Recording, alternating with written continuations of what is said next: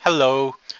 In this video, I'm going to show you a simple way to calculate summary statistics for data. So I'm using the 10-year Treasury note yield and S&P 500 index return data from 1985 through 2022. So it's like about 456 observations, and I'm going to show you. We have two variables, and I'll show you how to make a simple table that summarizes the data. Let me turn it off. Turn off my face. What we are going to do here is we will click Data tab, click Data tab, and then we are going to use Data Analysis Toolpack. So this is an add-on. So I showed you how to install the add-on in an earlier video. So if you click this, there are several commands you can think about, we can use, and especially we are interested in descriptive statistics. So this literally calculates the statistics, the measures that describe the data. So I'll just click OK, and input range. This is the data range. So I'm going to choose both variables. Drag down to here. And I'll check this because the labels, the variable names are in the first row. And you can choose several things, but I will only choose the summary statistics. That's the only thing that I need right now. So see, OK. Then you get some table, right? So this is one table, and this is another. For a better view, let's put it this way, and I will zoom in. So 10-year Treasury note yield is summarized by this table, and S&P 500 summarized in this table. So let's read what are included. First thing is the mean, the average. You know how to calculate it. It's obvious what it means. So on average, 10-year Treasury note, it has a return of 4.82%, but S&P 500 has 23. So which is huge. So anyhow, we know what it is. So I will check it off like by this. And the second one, I will leave it to later. And when you have the mean, which is the measure of central location, you will need a measure of variability. They are in here, right? We have standard deviation and variance, right? Variance is the more fundamental measure, and then but the variance is not preserving the scale, so we rescale the variance back to standard deviation. That is here, right? So just to check, you can compare their relationship. Square root of the variance equals the standard deviation. Or if you square the standard deviations, you are going to get the sample variance. So basically, these two are the same thing, right? Just whether you take the square root at the last tab or not is the difference. And also remember, it says sample variance, which is different from the population variance. So sample variance is using n-1 in the denominator. So back to our original data. Let's calculate variance.s. Then this will give you the sample variance. So the difference is you may use var.p, which is a different formula that is population variance. Then you have slightly different variance. This is sample variance, and this is population variance formula. So in the table, sample variance formula is used because that is more common. We use this number.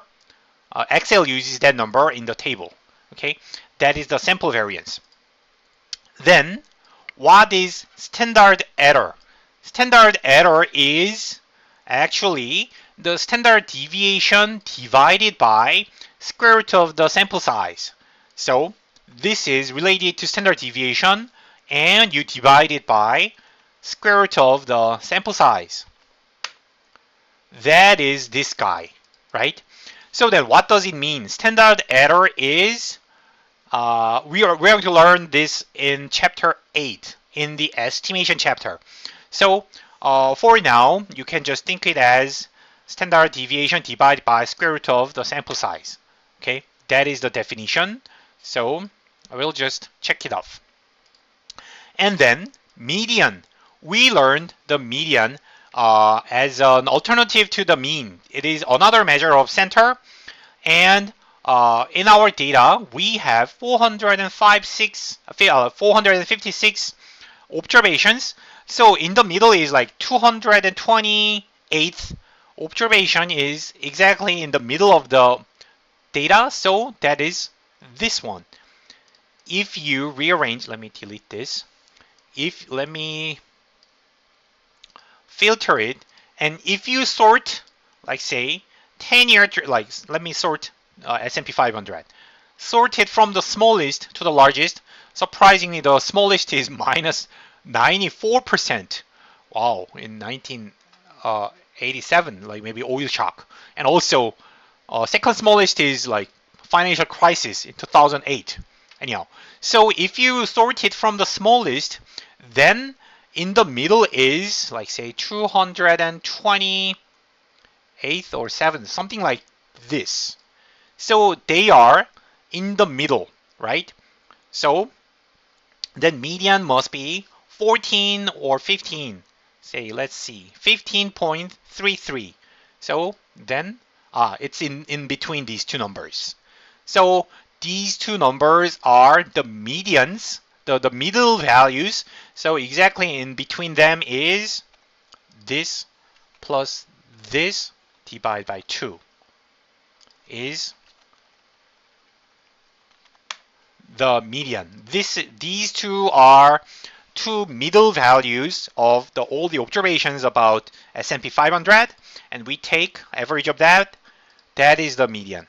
So that means half of the observations are greater than 15.3%, but the other half of the observations are smaller than 15.3%, right? In S&P 500 returns.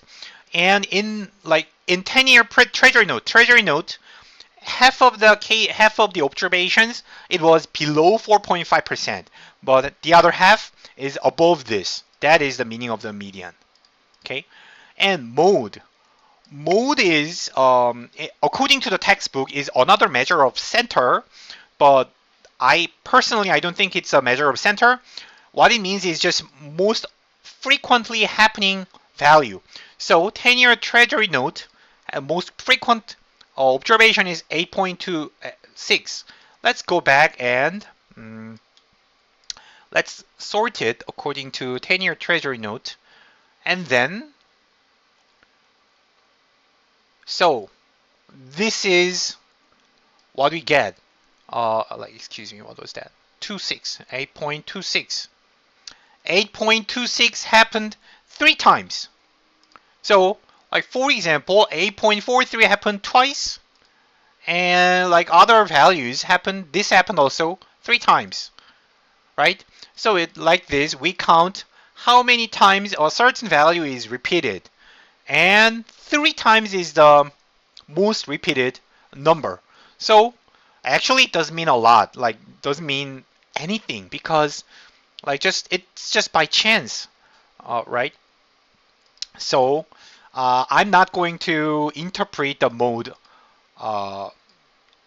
like as a center. On the other hand, S&P 500 mode does not exist because there was no overlap. No overlap in our data. All the data just happened once, and there is no same value occurring again. So it does not is not defined.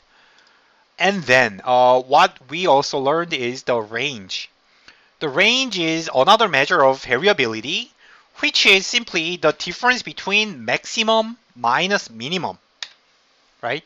Maximum return in our observation from Treasury note is 11.9, and the minimum was 0.5. So their difference is 11.3. So this is the difference, the range between of these observations. Similarly, it's really surprising. S&P 500 could be like 341% at the maximum, but it could be minus nearly like 100% at the minimum. Super volatile, right? So the difference between the maximum and the minimum is more than 400 times. Clearly shows the difference in their variability, volatility, like depending on like your investment. Okay, so this is calculated this way. So now you know what they are. And also, I will just check this off.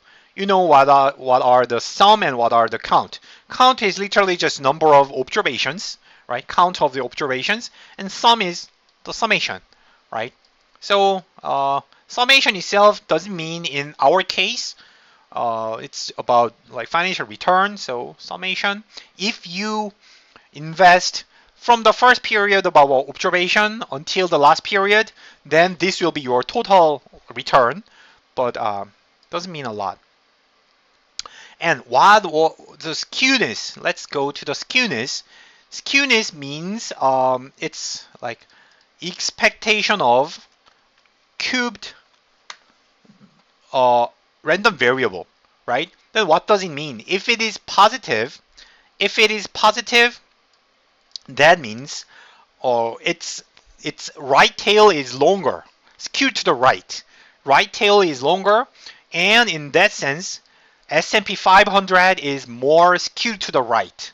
So it has more, extremely high returns compared to the extremely low returns.